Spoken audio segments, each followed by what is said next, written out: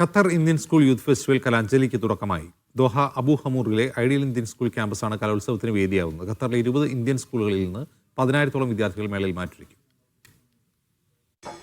ഖത്തറിലെ ഇന്ത്യൻ സ്കൂളുകളുടെ യുവജനോത്സവത്തിന് ഐഡിയൽ സ്കൂളിൽ തുടക്കമായിരിക്കുകയാണ്. സാംസ്കാരിക ഘോഷയാത്രയോടുകൂടിയാണ് ഈ കലാമേളക്ക് തുടക്കം കുറിച്ചിരിക്കുന്നത്.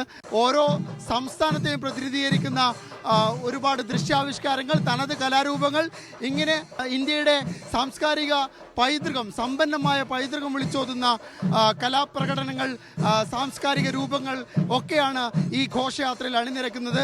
നമ്മുടെ കൂടെ കുറച്ച് ആളുകൾ ചേരുന്നുണ്ട്. മലയാളിയാണോ? ഗുജറാത്തി. ഇത് ഇവിടെ ഉള്ളത് ഗുജറാത്തികളാണ്. ഗുജറാത്തി. എങ്ങനെയുണ്ട് പരിപാടി?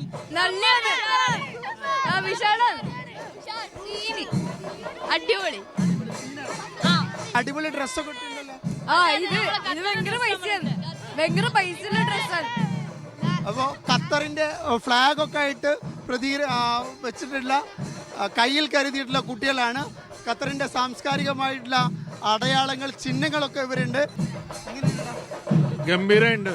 അതായത് നമ്മുടെ നാട്ടിലേക്ക് യൂത്ത് ഫെസ്റ്റിവൽ പോലെ ഇവിടെ ഒരു സംഘടിപ്പിക്കുക എന്ന് പറയുന്നത് വലിയൊരു നമുക്കൊക്കെ ഒരു പ്രചോദനം. അതായത് മലയാളി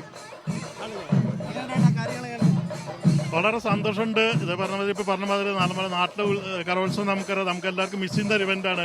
പക്ഷേ ഇവിടെ ഇത്തരത്തിലുള്ളത് കലാഞ്ജലി സംഘടിപ്പിക്കുന്നതുകൊണ്ട് നമുക്ക് ഒരു പൈസ നമുക്കത് നേരിട്ട് തരും.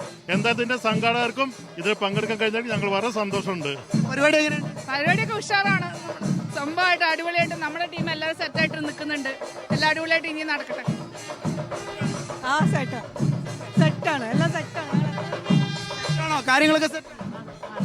ഏതായാലും നവംബർ 1 വരെ ഐഡിയൽ ഇന്ത്യൻ സ്കൂളിലെ ഈ വേദി കലോത്സവങ്ങൾക്ക് വേദിയാകും. ഇവിടെ 3 വേദികളാണുള്ളത്. ഈ 3 വേദികളിൽ 10,000-ഓളം വിദ്യാർത്ഥികളാണ് ഈ കലാപ്രകടനങ്ങളുടെ ഭാഗമാകുന്നത്. ഖത്തറിലെ ഇന്ത്യൻ സ്കൂളുകളിൽ 20ഓളം ഇന്ത്യൻ സ്കൂളിൽ നിന്നുള്ള വിദ്യാർത്ഥികളാണ് ഈ മേളയിൽ മാറ്റുരക്കുന്നത്. ദോഹയിൽ നിന്ന് അഷഫ് ഓമശ്ശേരിക്കൊപ്പം അബ്ബാസ് മുഹമ്മദ്, മീഡിയ 1.